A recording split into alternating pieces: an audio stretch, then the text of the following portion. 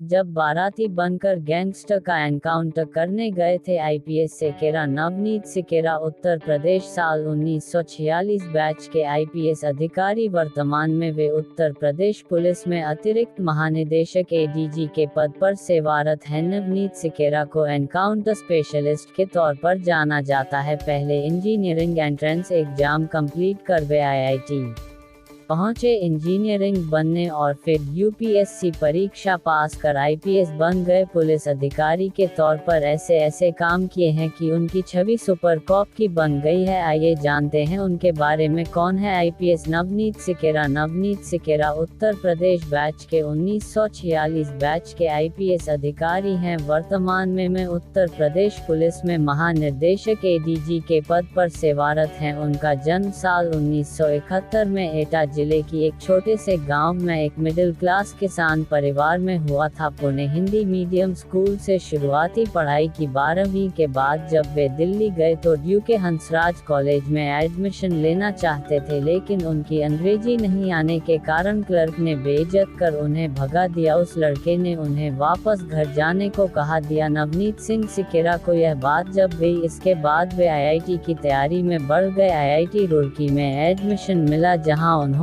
Software engineer में BTech किया। यहीं उन्होंने पर्सनैलिटी डेवलपमेंट पर ध्यान दिया। कैसे एक इंजीनियर बन गया IPS? Navneet Sequeira middle class परिवार से आते थे। गांव में उनके पिता ने अपनी जमा पूंजी से एक जमीन खरीदी थी, जिस पर असामाजिक तत्वों ने कब्जा कर लिया। इंजीनियरिंग की पढ़ाई कर गांव लौटे नवनीत पिता को लेकर थाना पहुंचे, लेकिन वहां पुलिस अधिकारी ने उनकी मदद नहीं की और उन्हें बुरा भला सुना दिया। जब पिता ने बेटे का परिचय दिया तो इंजीनियरिंग है, पढ़ा लिखा है, तब पुलिस वाले ने यह कह दिया कि ऐसे इंजीनियरिंग यूं ही बेकार फिरते हैं। यह दूसरी बड़ी घटना थी जिसने नवनीत सिंह सिकेरा को अंदर से हिलाकर रख दिया। उन्होंने एमटेक्स करने का विचार छोड़ दिया और देश की सबसे प्रतिष्ठित सेवा के लिए यूपीएससी की तैयारी शुरू कर दी। शानदार रैंक के साथ यूपीएससी क्रैक करने के बाद उन्हें आईएएस मिल रहा था, लेकिन उन्होंने कलेक्टर बनने की बजाय आईपीएस को चुना। मुजफ्फरपुर नगर में किया अपराधों का सफाया। शुरुआती दिनों में कुछ जगहों पर ट्रेनिंग पीरियड बिताने और सब सेवा देने के बाद आईपीएस नवनीत सिकेरा मुजफ्फरपुर नगर पहुंचते हैं। इस शहर में कुछ आपराधिक गैंग्स ने लोगों का जीना मुश्किल कर दिया था। अपहरण, रेप, हत्या जैसी आपराधिक घटना आम थी। सिकेरा आईपीएस के तौर पर यहां पहुंचे तो उन्होंने अपनी खास टीम बनाई। इसके बाद उन्होंने एक एक कर अपराधियों का सफाया शुरू कर दिया। इसके बाद उन्हें सुपर कोप कहा जाने लगा। रिपोर्ट्स के मुताबिक उन्होंने करीब 40 एनकाउंटर किए थे। जब हम बाराती बनकर पहुंचे एनकाउंटर करने मुजफ्फरपुर के बाद उनकी पोस्टिंग मेरठ में हुई। यहां भी आपराधिक घटनाओं से लोग तरसते थे। आईपीएस नवनीत सिंह सिकेरा का नाम लोगों ने सुन रखा था और उसने उम्मीदों भी खूब थी, तो यह भी आईपीएस सिकेरा ने अपराधियों पर नकेल कसना शुरू कर दिया। लोग ने बताया राहत महसूस की जब यह से उनका ट्रांसफर किया गया, तो उनकी लोकप्रियता का आलम था कि शहर में उन्हें वापस बुलाने के लिए जगह जगह पोस्टल गा दिए गए। मेरठ के बाद ले लखनऊ आए और जहां कुख्यात अपराधियों की गिरफ्तारी और एनकाउंटर का सिलसिला जारी रहा। गैंगस्टर रमेश कालिया के एनकाउंटर वाला मामला खूब चर्चा में रहा जब पुलिस बारातियों के रूप में उस दबोचने गई थी। बताया जाता है कि वे अब तक 60 एनकाउंटर कर चुके थे। आईपीएस नवनीत सिकेरा कहते हैं कि भले ही उसने कुछ गलतियां हुई हो, लेकिन उन्होंने किसी के साथ गलत नहीं किया। महिलाओं की सुरक्षा के लिए वुमेन पावर हेल्पलाइन 1090 की शुरुआत भी नवनीत सिंह सिकेरा की ही सुझाव था। तो यह थे नवनीत सिकेरा का जीवन परिचय। आशा करता हूँ यह वीडियो आपको पसंद आया होगा। अगर यह वीडियो आपको पसंद आया है तो मेरे चैनल JNSGK को सब्सक्राइब कीजिए और मेरे हाथ मजबूत कीजिए। धन्यवाद। जय हिंद।